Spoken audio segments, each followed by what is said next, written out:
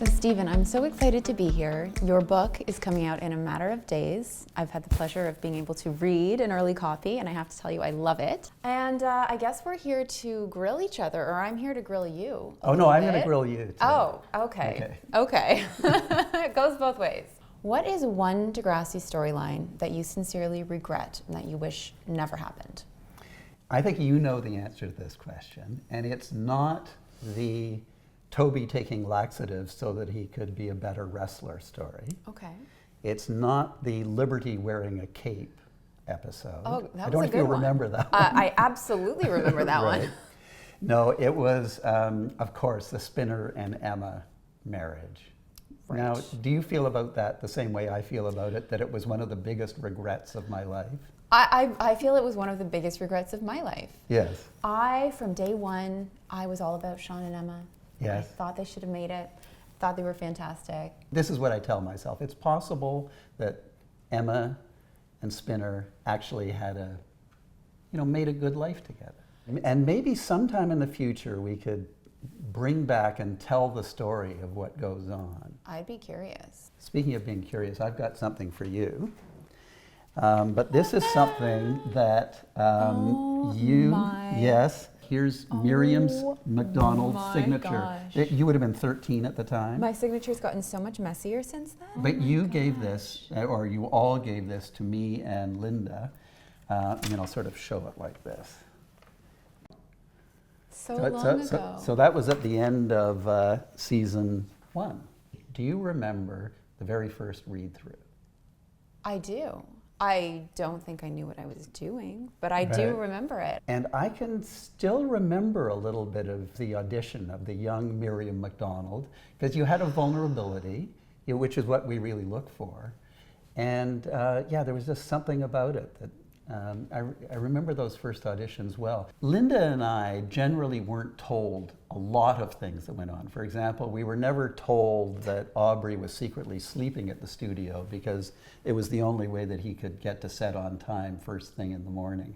But are there any secrets that you've never told that Linda and I haven't known about from back in the day? I mean, yeah, I don't know if I can say them in front of, sure, I'll Yes. go for it. We can say that we can always edit it out, Yeah. or we can bleep it, and the audience will just have to guess who you're talking about. When it was one of our first trips to New York, and our chaperones had told us, okay, you've got to do a shoot for Teen People in the morning. We're picking you up at whatever it is, 8 a.m. or something like that. And they said goodnight. We were in our rooms. Cassie and I snuck out in New York. We were literally standing on the side of the road, little teenagers, got into a car with some random guys. Oh man! Oh yeah. I don't even know if we had fake IDs, but they somehow got us into a club. We literally had to shoot for Teen People, which was a big deal. Yes. The next morning.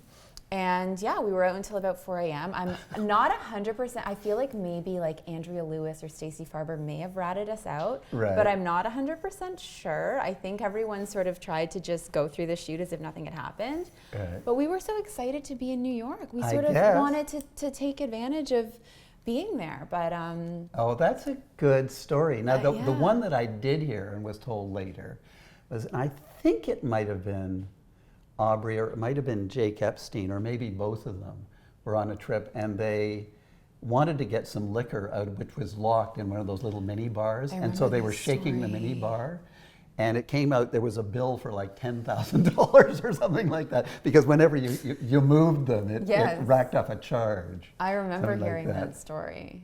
Let's go back in time and imagine you were in high school and you were transported into the Degrassi world. Who do you think you would have clicked with, and who would have been your friends?